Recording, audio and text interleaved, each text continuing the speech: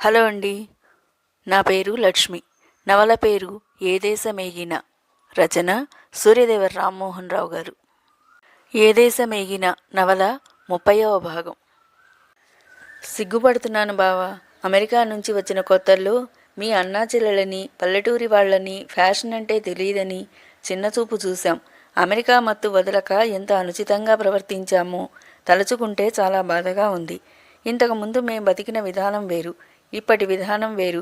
చాలా మారిపోయాం. ఇంతగా మారిపోయామంటే నాకే ఆశ్చర్యంగా ఉంది. అమెరికాలో ఉన్నంతవరకు చదువులు, స్నేహితులు, సరదాలు, అదే జీవితం. మేమంటే ప్రాణమిచ్చే అమ్మ మాట కూడా వినేవాళ్ళం కాదు. జుట్టు చెరుపుకుని పిచ్చి పిచ్చి డ్రెస్సులు వేసుకొని బార్లు, డిస్కోటెక్కులు, పార్టీలు, గుంపులుగా బైకుల మీద, కార్లలో తిరగటం, బీరు తాగి తెగ గంతులు వేయటం, అర్ధరాత్రికి కొంపకి చేరటం, అలా బాధ్యతలంటే ఏమిటో తెలియకుండా పెరిగాం. అదే జీవితం, అదే ఆనందం అనుకునేవాళ్ళం. ఇక్కడికి వచ్చాక కూడా మా అలవాట్లు మార్చుకోలేకపోయాం. నిజమైన ఆనందం ఏమిటో ఇప్పుడిప్పుడే మాకు అర్థమవుతుంది. ఈ విషయంలో మేం చెడ్డవాడైనా కూడా ఎంపీ కొడుకు గణపతికి థ్యాంక్స్ చెప్పాలి. వాడి బారి నుండి చెల్లాయిని, నన్ను నువ్వు సమయానికి వచ్చి కాపాడి ఉండకపోతే మాలో ఇంత మార్పు వచ్చేది కాదు. ఆ సంఘటన తర్వాత నుంచే మాలో మార్పు ఆరంభమైంది. ఆలోచనలు మొదలయ్యాయి. పెదనాన్న, పెద్దమ్మ, అత్తయ్య, మామయ్య, మీరు అందరూ చూపే ప్రేమాభిమానాలని అర్థం చేసుకోగలిగాం. ఎంతో కష్టంలో ఉండి మనశ్శాంతి కోసం డాడీ ఇక్కడికి వచ్చినా అర్థం చేసుకోకుండా మాటలతో ఆయన్ని బాధ పెట్టామంటే మేమెంత మూర్ఖంగా ప్రవర్తించామో తలుచుకుంటే సిగ్గేస్తుంది అన్నాడు అనంత్. అవును బావా, అన్నయ్య చెప్పింది నిజం అంది శివాని. పెదనాన్న, పెద్దమ్మ తమ సొంత బిడ్డల్లా మమ్మల్ని చూసుకున్నారు. అత్తయ్య, మామయ్య కూడా ఎంతో బాగా చూసుకున్నారు. అవన్నీ ఇప్పుడు అర్థమవుతున్నాయి మాకు. ఇన్ని బాధల్లో కూడా ఒక విషయం మాకు అర్థమైంది. అదేమిటో తెలుసా? ఆత్మీయుల్ని ప్రేమగా పలకరించటం, అభిమానించటం, కష్టసుఖాలు పంచుకోవటం, ఐకమత్యంలో ఉండే సుఖ సంతోషాలు, ఇవన్నీ అర్థమయ్యాయి. సంక్రాంతి పండుగ రోజుల్ని మర్చిపోలేను. తెలుగుదనం ఏంటో, తెలుగువారి ఆచార వ్యవహారాల్లోని గొప్పతనం ఏమిటో తెలిసి వచ్చింది. అమెరికాలో ఉన్న మన భాషని, సంస్కృతిని, మన ఆచార వ్యవహారాల్ని కాపాడుకుంటూ మనం మనలాగే ఉండాలని డాడీ ఎందుకంతగా చెప్పేవారో ఇప్పుడు అర్థమవుతుంది. త్యాగం, పరోపకారం, దైవభక్తి, ఇతరులకి సాయం చేయటంలో ఉన్న ఆనందం, ముఖ్యంగా ప్రేమంటే ఏమిటో తెలిసి వచ్చింది అంది. అవును బావా, అప్పట్లో మిమ్మల్ని పెద్దవాళ్ళని లెక్క చేయకుండా మేం చేసిన అల్లరి, మా ప్రవర్తనకి సిగ్గుపడుతున్నాం. నా తరపున, నా చెల్లెలి తరపున కూడా మీ అన్నా చెల్లెలని క్షమించమని అడుగుతున్నాను అన్నాడు అనంత్. బావా, మనలో మనకు క్షమాపణలేమిటి? అంతా మన మంచికే జరిగింది అనుకుందాం. మనం ఇలా ఒకరినొకరు ఇష్టపడుతున్నామని తెలిస్తే అమ్మమ్మ ఎలా సంతోషిస్తుందో తెలుసా అన్నాడు నవ్వుతూ నవీన్. ఏం లాభం, ఇక్కడ పరిస్థితులు మారిపోయాయి. అంతా గందరగోళంగా తయారైంది. మొన్నటిదాకా వాళ్ళు వీళ్ళు మన పెళ్లిళ్ల గురించి ఆలోచించకుండా కుండమార్పడి పద్ధతిలో 2 పెళ్లిళ్ళు చేసి ఆశీర్వదించాలని ఆశపడ్డారు. తీరా మనం ఒకటయ్యేసరికి వాళ్ళు బిగుసుకు కూర్చున్నారు. అర్థం కావటం లేదు అంది మహేశ్వరి. మనకెందుకు అర్థం కావాలి? ఏం బావా, మనం బావా మరదళ్ళం, పైగా ప్రేమించుకున్నాం, పెళ్లి చేసుకుంటాం. మనం ఇదే మాట మీద నిలబడితే ఎవరేం చేస్తారు? నాయనమ్మ అమెరికా నుంచి వచ్చే వరకు ఓపిగ్గా ఉంటాం. వచ్చాక వీళ్ళ సంగతి తనే చూసుకుంటుంది. ఎవరు కాదన్నా నాయనమ్మ మన 2 పెళ్ళిళ్ళు దగ్గరుండి జరిపిస్తుంది అంది శివాని. ఓకే, పెళ్ళయ్యాక మా చెల్లాయి, నేను మీతో పాటు అమెరికా వచ్చామనుకో, అక్కడ మాకేం చూపిస్తారు? వాతావరణం తెలియ చేయడానికి టాపిక్ డైవర్ట్ చేశాడు నవీన్. మీరు రావాలే గాని ఒక్క అమెరికా ఏమిటి బావా, యూరప్ కూడా తిప్పి చూపిస్తాం. ఏమంటావు అన్నయ్య అంది ఉత్సాహంగా శివాని. అవును బావా, చెల్లాయికి నాకు చిన్నప్పటి నుంచి ప్రయాణాలంటే సరదా. మేం చూడని ప్రదేశాలు లేవు తెలుసా అన్నాడు అనంత్. తిరిగి తనే చెప్పాడు. అమెరికాలో ప్రసిద్ధి చెందిన న్యూయార్క్ తీరంలోని లిబర్టీ విగ్రహం, న్యూయార్క్లోని గొప్ప భవంతులు, వ్యాపార కేంద్రాలు, అమెరికా కెనడా సరిహద్దుల్లోని నయాగరా జలపాతం, హాలీవుడ్లోని స్టూడియోలు, పార్డ్ డిస్నీ వరల్డ్, ఫ్రాన్స్లోని ఐఫిల్ టవర్, లండన్లోని బిగ్ బెన్, జర్మనీలోని బెర్లిన్ కూడా ఒకటేమిటి మొత్తం చుట్టి చూపించి వేస్తాం. కానీ అప్పటికి డాడీ అమెరికాలో ఉంటేనే ఇదంతా జరుగుతుంది అన్నాడు చివరికి. అదేమిటి బావా, మామయ్య ఇక అమెరికా వెళ్ళరా అనుమానంగా అడిగింది మహేశ్వరి. ఏమో, వెళ్ళినా మిగిలిన ఆస్తులు అమ్మేసి ఆ డబ్బుతో అమ్మని నానమ్మని తీసుకుని ఇక్కడికే వచ్చేస్తారేమోనని అనుమానంగా ఉంది అన్నాడు. లేదు, ఇప్పట్లో అది జరగదు అన్నాడు నవీన్. ఎందువల్ల? వెంటనే అడిగింది శివాని. ఎందుకంటే ఇప్పుడున్న పరిస్థితులు సహజంగా లేవు. మనకి తెలియని విషయం ఏదో ఉంది.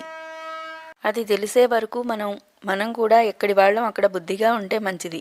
సమయం వస్తే వాటంతటా అదే బయటపడతాయి. వాటి గురించి మనం అనవసరంగా బాధపడటం కన్నా అప్పుడప్పుడు మనం కలుసుకుని సరదాగా గడపడం మంచిది అన్నాడు నవీన్. సరదాగా చాలాసేపు పార్కులో తిరిగారు. కావలసినవి కొనుక్కు తిన్నారు. ఎన్నో ఊసులు, ఎన్నో కబుర్లు. 8 గంటలకి శివాని అనంతులను ఆటోలో పంపించేశాక చెల్లెల్ని తీసుకుని బైక్ మీద మున్నల్లూరు వెళ్ళిపోయాడు నవీన్. అది మొదలు వారానికి 2 సార్లు నవీన్ మహేశ్వరులు విజయవాడ ఏదో వంకతో రావటం, అటు మున్నలూరులోని ఇటు డాక్టర్ గోపాల్కి గానీ తెలియకుండా పార్కుల్లోనూ సినిమా హాళ్ల వద్ద కలుసుకుని కబుర్లు చెప్పుకోవడం జరుగుతుంది.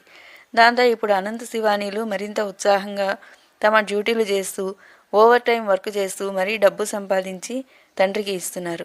ఇలా మరో పక్షం రోజులు గడిచిపోయాయి.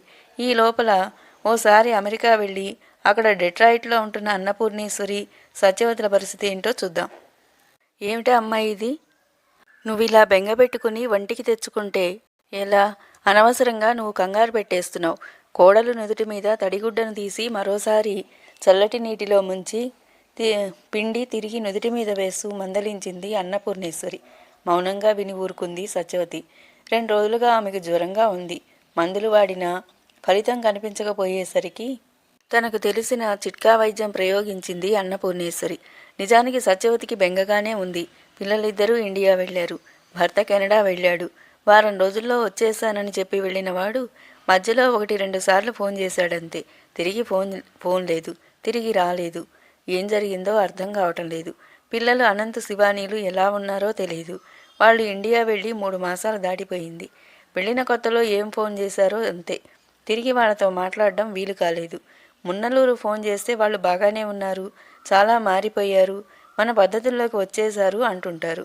అంతేగాని వాళ్ళని పిలిపించి మాట్లాడించడం లేదు. ఎప్పుడూ ఏదో సాకు చెప్తారు. అసలు వాళ్ళు అక్కడే ఉన్నారా, వేరెక్కడికైనా వెళ్ళిపోయారా అర్థం కాదు. ఇది ఇలా ఉంటే కెనడా వెళ్ళిన భర్త ఎంతకీ తిరిగి రాకపోవడం సత్యవతికి కంగారు పుట్టించడమే కాదు, అనేక అనుమానాలకు తావిస్తుంది. ప్రస్తుతం షేర్లు కుప్పకూలి భారీ నష్టం చవిచూసి మానసికంగా కుంగిపోయి ఉన్న మనిషి ఆయన. ఆ బెంగతో ఏ అఘాయిత్యమన్నా చేసుకుని ఉంటే ఈ ఆలోచనే ఆమెను వణుకు పుట్టిస్తుంది. అలా అని చెప్తే అత్తగారు మరింత కంగారు పడుతుందని తన భయాన్ని, ఆందోళనని గొంతులోనే దాచుకుని భర్త రాక కోసం ఎదురు చూస్తూ బెంగగా రోజులు గడుపుతుంది. అందుకే జ్వరం బారిన పడింది. కొడుకు తిరిగి రాకపోవటంతో, ఒకవేళ కెనడా నుంచి అలానే వాడు ఇండియా వెళ్ళాడేమోనన్న అనుమానంతో మున్నలూరు ఫోన్ చేసిన ప్రతిసారి గోపాల్ అక్కడికి వచ్చాడా అని అడుగుతూనే ఉంది. అడిగిన ప్రతిసారి రాలేదనే సమాధానం వస్తుంది. ఏం చేయాలో అర్థం కాని పరిస్థితిలో అయోమయంగా కొట్టుమిట్టాడుతూ అత్తాకోడళ్ళిద్దరూ రోజులు గడుపుతున్నారు. కొడుకు, మనవడు, మనవరాలితో సందడిగా ఉండే లంకంత కొంప బోసిపోయి కనపడుతుంటే చాలా బాధగా ఉంది. అత్తయ్య, మనం ఇండియా వెళితే ఎలా ఉంటుంది? ఉన్నట్టుండి అడిగింది సత్యవతి. అదేమిటే, అబ్బాయి రాకుండా ఎలా వెళతాం? ఆశ్చర్యంగా అడిగింది అన్నపూర్ణేశ్వరి. ఏమో, ఓసారి మనం అక్కడికి వెళ్ళొస్తే బాగుంటుంది. నిజమే, నాకు అలాగే ఉంది. కానీ వెళితే నేను తిరిగి రాను. ఒకవేళ వాడు అక్కడ లేకపోతే నిన్నొక్కదాన్ని వెనక్కి పంపించలేను. పర్వాలేదు, పిల్లల్ని తీసుకొని నేను వెనక్కి వచ్చేస్తాను. నిజమే కానీ అందరం వెళ్ళిపోతే ఇక్కడంతా ఎవరు చూసుకుంటారు? ఆ భయం లేదత్తయ్య. ఆసుపత్రిలో అంతా నమ్మకమైన వాళ్ళు. ఇక్కడ మన ఇంట్లో పనివాళ్ళు కూడా ఎంతో నమ్మకమైన వాళ్ళు. అయినా పోయేది మాత్రం ఏముంది? పోయేదంతా షేర్లలోనే పోయింది. అప్పులు ఏమన్నా ఉన్నాయేమో నాకు తెలియదు. అవసరమైతే ఆస్తులన్నీ అమ్మేసి ఆయన్ని ఇండియా తీసుకుపోదాం. ఎప్పుడూ షేర్ల మీద వస్తున్న లాభాలు చూసి మురిసిపోయేవారు. ఆ డబ్బుతో ఇండియాలో పెద్ద ఆసుపత్రి కట్టాలని, ఆ ఆసుపత్రికి మీ పేరు పెట్టాలని మురిసిపోయేవారాయన. అంతా పోయింది. షేర్లు ఇలా కొంప ముంచుతాయి అనుకోలేదు అంటూ చిన్నగా లేచి కూర్చుంది సత్యవతి. బయట సన్నగా వర్షం పడుతుంది. వాతావరణం చలిచలిగా ఉంది. డెట్రాయిట్ వాతావరణం అన్నపూర్ణేశ్వరికి బాగా పడినట్టుంది. మరింత ఆరోగ్యంగా, మరింత రంగుదేలి ఉత్సాహంగా కనిపిస్తుంది. ఎన్ని సమస్యలున్నా వాటి ప్రభావాన్ని మనసు మీద పడకుండా జాగ్రత్త పడటం ఆమెకి అలవాటు. అది ఆమెకు వయసు నేర్పిన పాఠం. కష్టాలు వస్తుంటాయి, పోతుంటాయి. అలాగని మనసును కష్టపెట్టుకుంటే ఆ ప్రభావం ఆరోగ్యం మీద పడి మరింత ముసలితనం మీద పడుతుందని ఆమెకు తెలుసు. అమ్మాయి, నాకో సందేహం ఉంది, అడగనా? కోడలికి దగ్గరగా కుర్చీ లాక్కుని కూర్చుంటూ అడిగింది. అడగండి అత్తయ్య. ఏమిటి మీ సందేహం? నుదుటి మీద తడిగుడ్డ తీసి పక్కన పడేసి అడిగింది సత్యవతి. ఏం లేదు. నిజంగానే షేర్ల మీద అంత నష్టం వచ్చిందంటావా? వచ్చుంటుంది, లేకపోతే ఆయన అంతగా బాధపడతారా? అత్తయ్య, ఒక్క నిమిషం అంటూ ఏదో గుర్తుకొచ్చినట్టు చెప్పడం ఆపింది సత్యవతి. ఏమైంది? ఏం లేదు. స్టీవెన్ అని షేర్ల బ్రోకర్ ఒకతను మీ అబ్బాయికి మంచి ఫ్రెండ్. ఈ వీధి చివరే అతని ఆఫీసు. ఓసారి అతన్ని పిలిచి మాట్లాడితే కొత్త విషయాలేమన్నా తెలుస్తాయేమో. ఒక్కోసారి పతనమైన షేర్లు కూడా తిరిగి పుంజుకుంటాయి. అలాగా? అయితే మాట్లాడదాం. విశ్రాంతి తీసుకో. జ్వరం తగ్గాక వెళదాం. పర్వాలేదు, జ్వరం తగ్గింది. ఫోన్ చేసి అతన్నే పిలుస్తాను అంటూ ఓపిక తెచ్చుకొని బెడ్ దిగింది సత్యవతి. ఫోన్ వద్దకెళ్ళి స్టీఫెన్కి ఫోన్ చేసింది. ఆమె ఫోన్ చేసిన పావుగంటలోనే స్టీఫెన్ కారు వచ్చి పోర్టికోలో ఆగింది. తెల్లగా, పొడవుగా, హుందాగా ఉన్న మధ్య వయసు అమెరికన్ ఒకతను చిరునవ్వుతో లోనకు వస్తూ నమస్తే మేడం అంటూ హిందూ సాంప్రదాయంలో సత్యవతికి నమస్కరించాడు. అన్నపూర్ణేశ్వరి అతడి నమస్కారానికి ఆశ్చర్యపోయింది. అమ్మాయి, ఇతను ఇండియావాడా? ఏంటి, చూడ్డానికి అలా లేడే? అంది అతన్ని పట్టి చూస్తున్న అన్నపూర్ణేశ్వరి. ఇతను కొంతకాలం హైదరాబాదులో ఉన్నాడట. మన పద్ధతులు తెలుసు, కానీ తెలుగు రాదు. హిందీ కొద్దిగా మాట్లాడగలడు అంటూ స్టీఫెన్కి నమస్కారం చేసి రెండన్నయ్య కూర్చోండి అంది ఆదరంగా ఇంగ్లీష్లో. అతను కూర్చున్నాడు. అత్తగారికి అతడిని పరిచయం చేసింది సత్యవతి. గోపాల్ గారు ఇంకా రాలేదా? చుట్టూ చూస్తూ అడిగాడు స్టీఫెన్. కెనడా వెళ్ళారు. 2 మాసాలుగా వస్తుంది. ఇంకా తిరిగి రాలేదు. అందుకే కంగారు పడుతున్నాం. షేర్లలో భారీగా నష్టపోయినప్పటి నుంచి ఆయన పరిస్థితి బాగాలేదు. వెయిట్ ఏ మినిట్ అంటూ ఆమె మాటలకు అడ్డం వచ్చాడు స్టీఫెన్. షేర్లలో భారీగా నష్టం ఏంటి? అర్థం కానట్టు అడిగాడు. అదేమిటి, మీకు తెలీదా? ఒకేసారి 500 కోట్ల నష్టం. జిన్ ల్యాబొరేటరీస్లో కుప్పకూలటంతో మా డబ్బు కూడా పోయింది. వాట్? ముఖం చిట్లించి అర్థం కానట్టు అరిచాడు స్టీఫెన్. ఆ వెంటనే పెద్దగా నవ్వటం మొదలుపెట్టాడు. అతడు ఎందుకు నవ్వుతున్నాడో అర్థం కాక అత్తాకోడళ్ళు ముఖముఖాలు చూసుకున్నారు. మీ షేర్లు నష్టపోయినట్టు ఎవరు చెప్పారు మీకు? నవ్వాపుకుంటూ అడిగాడు. ఆయనే చెప్పారు. బెంగపడ్డారు కూడా. అదేమిటి? షేర్లు పతనం కావటం నిజం కాదా? ఉద్వేగభరితంగా అడిగింది సత్యవతి. నిజమే. జిన్ ల్యాబొరేటరీ కుప్పకూలిన మాట నిజమే. మరి ఇంకేమిటి? మా షేర్లు కూడా కుప్పకూలినట్టే కదా. ఏమిటి సిస్టర్, ఇదేం జోకో నాకు అర్థం కావటం లేదు. జిన్లో మీ షేర్లు లేవు, ఇంకా కుప్పకూలటం ఏమిటి? ఆశ్చర్యంతో నోటమాట రాలేదు సత్యవతికి. నేను నమ్మను. నాకు షేర్ల గురించి తెలియకపోవచ్చు, కానీ ఆయన చెప్పింది నేను మర్చిపోలేదు. జిన్ ల్యాబొరేటరీస్ షేర్లలోనే డబ్బు మదుపు చేశానన్నారాయన అంది. లేదు సిస్టర్, మీతో మిస్టర్ గోపాల్ అలా ఎందుకు చెప్పారో కారణం నాకు తెలియదు. మీ డబ్బు ఎక్కడికి పోలేదు. పైగా ఇప్పుడు ఇంకా పెరిగే అవకాశాలున్నాయి. మిస్టర్ గోపాల్కి జిన్ ల్యాబొరేటరీస్లో ఒక్క షేర్ కూడా లేదు. ఆయన తన డబ్బంతా పెట్టింది జెన్ ఫార్మా ల్యాబొరేటరీస్ షేర్ల మీద. జెన్ ఫార్మా షేర్లకు ఎప్పుడూ డిమాండ్ ఉంది. ఇప్పుడు అమ్మకానికి పెట్టిన మీ షేర్ల మీద కోట్ల రూపాయల లాభం వస్తుంది. జెన్ ఫార్మాకి, జిన్కి షేర్ల దగ్గర ఉన్నంత మాత్రాన గోపాల్ పొరపాటు పడే ఛాన్సే లేదు. ఏదో కారణంతోనే ఆయన మీకు ఇలా నష్టం వచ్చిందని చెప్పుండాలి. సారీ సిస్టర్, జరిగిన దానికి మీరు చాలా బాధపడినట్టున్నారు. నిశ్చింతగా ఉండండి. గోపాల్ రాగానే నేను మాట్లాడతాను. మీరు అనుకున్నట్టు మీకు ఏ నష్టమూ జరగలేదు. ఓకే అంటూ ధైర్యం చెప్పి వెళ్ళిపోయాడు స్టీఫెన్. అతను వెళ్ళిన 5 నిమిషాల వరకు అత్తాకోడళ్ళిద్దరూ కోలుకోలేకపోయారు. ఏం జరిగింది, ఏం జరుగుతుంది అర్థం కాని పరిస్థితి. షేర్లలో నష్టపోలేదని తెలిసినందుకు సంతోషించాలా, లేక గోపాల్ ఎందుకు ఇదంతా చేశాడో తెలియని పరిస్థితికి విచారించాలో అర్థం కాని పరిస్థితి. పైగా ఏ నష్టమూ రానప్పుడు ఇతగాడు కెనడా వెళ్ళి కూర్చోవాల్సిన అవసరం ఏమొచ్చింది? అమ్మాయి సత్యవతి అంటూ తనే ముందుగా తేరుకుంటూ కోడల్ని పిలిచింది అన్నపూర్ణేశ్వరి. నాకంతా అయోమయంగా ఉంది అత్తయ్య, ఏమీ అర్థం కావటం లేదు అంది తల పట్టుకుంటూ సత్యవతి. నాకు అర్థమైంది కానీ నువ్వేమీ కంగారు పడకు. వీళ్ల సంగతి ఏమిటో తేల్చేస్తాను, రా చెప్తాను అంటూ లేచింది ఆవిడ. ఎక్కడికి అత్తయ్య? చెప్పింది విను. మనం ఇక్కడ చేతులు ముడుచుకుని కూర్చుంటే పనులు కావు. నా ఉద్దేశం సరైతే గోపాల్ కెనడాలో లేడు, ఇండియా వెళ్ళిపోయి ఉండాలి. గోపాల్ అక్కడికి రాలేదని కావాలని వాళ్ళంతా అబద్ధం చెప్తున్నారు. కాదు కాదు, గోపాల్ వాళ్ళ చేత అలా చెప్పిస్తూ ఉండాలి. అలా ఎందుకు చేస్తారు? ఎందుకేమిటే పిచ్చి మొద్దు, వాళ్ళు ముగ్గురు అక్కడున్నారని తెలిస్తే మనం కూడా వచ్చేస్తామని ఈ నాటకం ఆడుండాలి. అయితే బావగారికి ఫోన్ చేసి అడగనా? వాళ్ళంతా ఒకటైపోయారే పిచ్చి మొగమా, మనం ఎన్నిసార్లు ఫోన్ చేసినా రాలేదనే చెప్తారు అన్నన్నా. నాకు ఇప్పుడు అర్థమవుతుంది. గుర్తుందా? వెళ్లే ముందు ఇక్కడ ఫోన్ నెంబర్లన్నీ మార్పించేశాడు. అవును, అకారణంగా మార్పించారు. అకారణం కాదు, అంతా సకారణమే. నీ కొడుకు కూతురు అబ్బో చాలా మారిపోయారని సుల్లు కబుర్లు చెప్పారుగా వాళ్ళు. అదంతా నిజమై ఉండదు.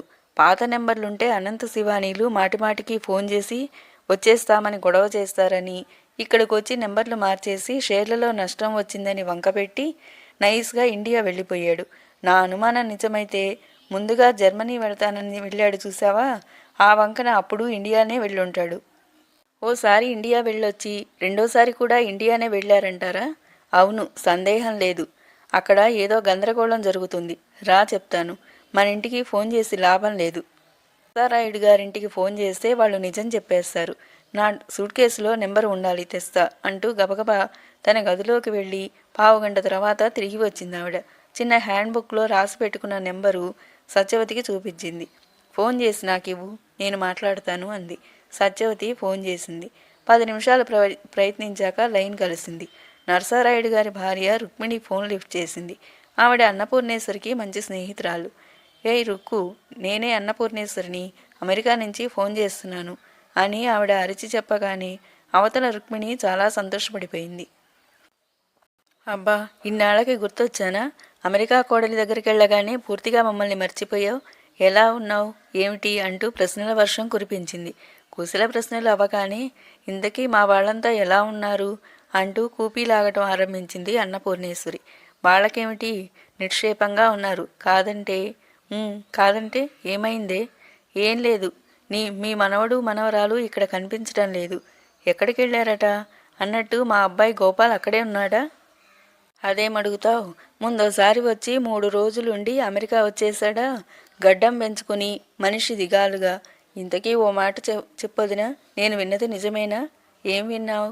అదే షేర్లు దివాలా తీసి ఎన్నో కోట్లు నష్టం వచ్చిందని. ఆ దిగులుతోనే గోపాల్ ఇక్కడికి వచ్చాడని. లేదు, అలాంటి నష్టం ఏమీ జరగలేదు. ఏదో పొరపాటు జరిగింది. ఇంతకీ గోపాల్ పిల్లలు మా ఇంట్లోనే ఉంటున్నారా? లేరుగా. వచ్చి వారం రోజులు ఉన్నాడేమో. తర్వాత మరి ఏం జరిగిందో ఏమిటో తెలియదు.